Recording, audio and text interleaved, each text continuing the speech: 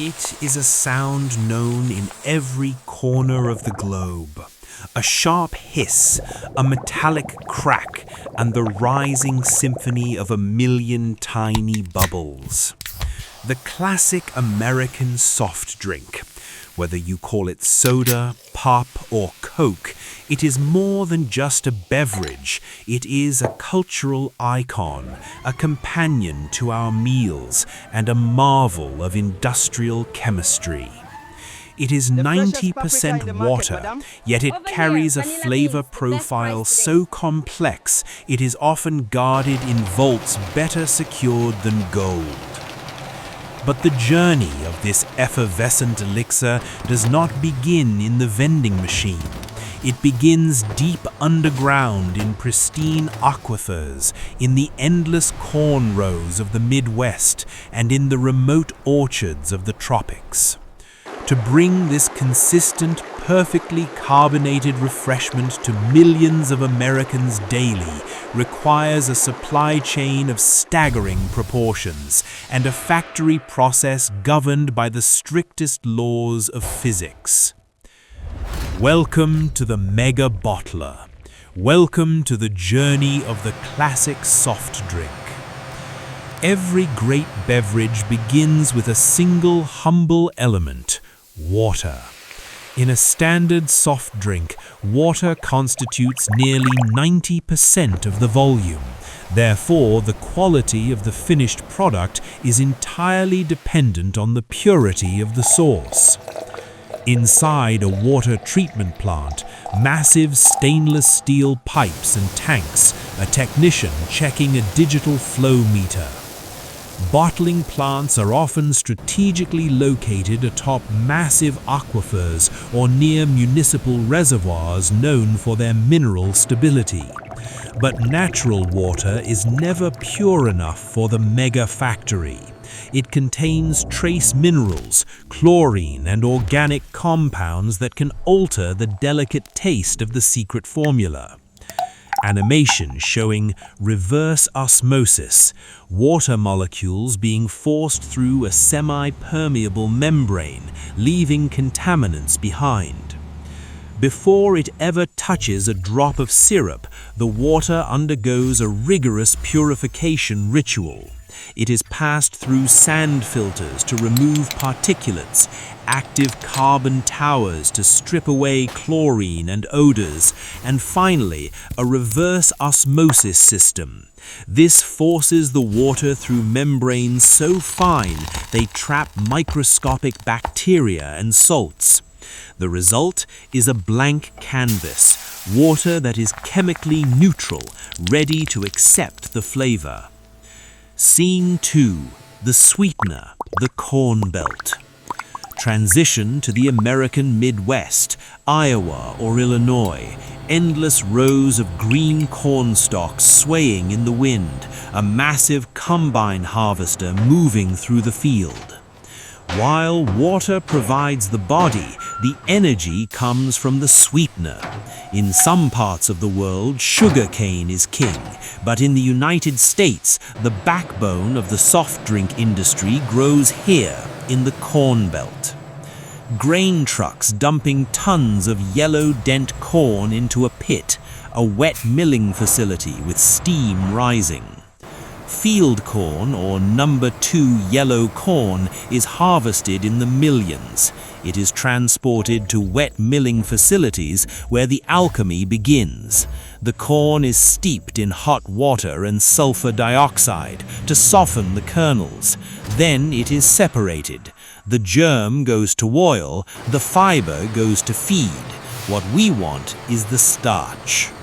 Through a process of enzymatic hydrolysis, long chains of starch are broken down into simple glucose. But glucose isn't sweet enough. Enzymes like glucose isomerase are introduced to convert the glucose into fructose. The result is HFCS55, high fructose corn syrup, consisting of 55% fructose and 45% glucose. This viscous, clear liquid mimics the sweetness profile of sucrose perfectly, but is liquid at room temperature, making it ideal for pumping through the miles of piping inside a bottling plant. It is shipped in heated tanker trucks to keep it flowing, arriving at the beverage facility just in time for blending. Scene 3. The secret formulas. The flavor house. Now we enter the realm of secrecy. The flavor. This is the soul of the drink. The exact recipes of the world's top colas are some of the most closely guarded trade secrets in history. These concentrates are not made at the bottling plant. They are manufactured in secure flavor houses. The supply chain for these flavors is exotic. It involves vanilla cured in Madagascar, cola nuts harvested in the rainforests of West Africa, and cinnamon bark from Sri Lanka. Citrus oils, orange, lemon, and lime are cold-pressed from the rinds to capture the volatile aromatic compounds called terpenes.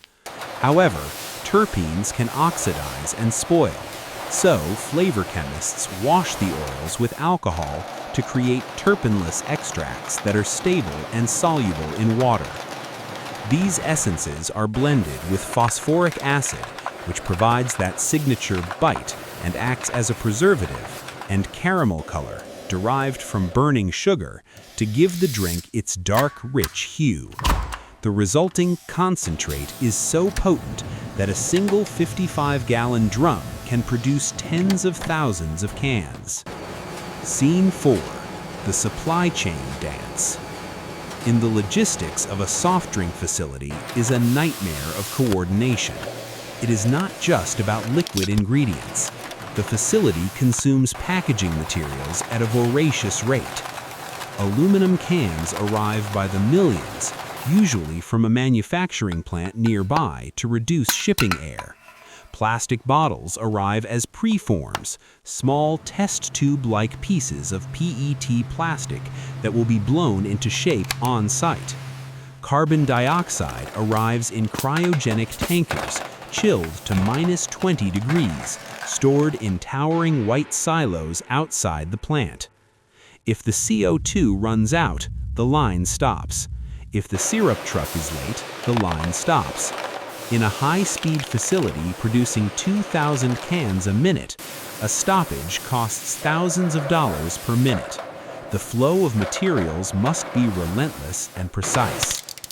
We move now to the heart of the factory, the syrup room. This is the kitchen. Access is restricted. The air smells sweet and tangy. The process begins with the simple syrup. The purified water meets the liquid sweetener in a massive batch tank. Giant impellers stir the mixture until it reaches a precise brix, the measurement of dissolved sugar content. For a classic cola, the brix must be exact. Too low and it tastes watery. Too high and it's cloying. Then the transformation. The final syrup is created by adding the concentrated flavor base. As the dark elixir hits the clear, simple syrup, the color changes instantly. The room fills with the aroma of spices and citrus. This finished syrup is now ready, but it is still flat, thick, and unrefreshing. The finished syrup travels to the proportioner. This machine creates the drinkable beverage by mixing water and syrup at a strict ratio, typically 5 parts water to 1 part syrup. But simply mixing them isn't enough. We need fizz. Enter the carbo cooler unit. Frost on the pipes, a digital thermometer reading 34 degrees Fahrenheit, 1 degree Celsius. Physics dictates that gas dissolves better in cold liquids. According to Henry's law, the solubility of carbon dioxide increases as the temperature of the liquid decreases. Therefore, the mixture is flash chilled to near freezing, around 34 degrees Fahrenheit. Inside the pressurized tank, the cold liquid cascades over a series of stainless steel plates. This increases the surface area. Simultaneously, carbon dioxide is injected at high pressure. The gas is absorbed by the cold liquid, becoming trapped. What enters as flat juice leaves as sparkling soda. The high-speed filler. The bottling hall is loud, a blur of motion, thousands of cans moving on air conveyors. Close-up slow motion, the empty cans entering the carousel, the filling nozzles descending. Filling a carbonated drink is tricky. If you pour it too fast, it foams over.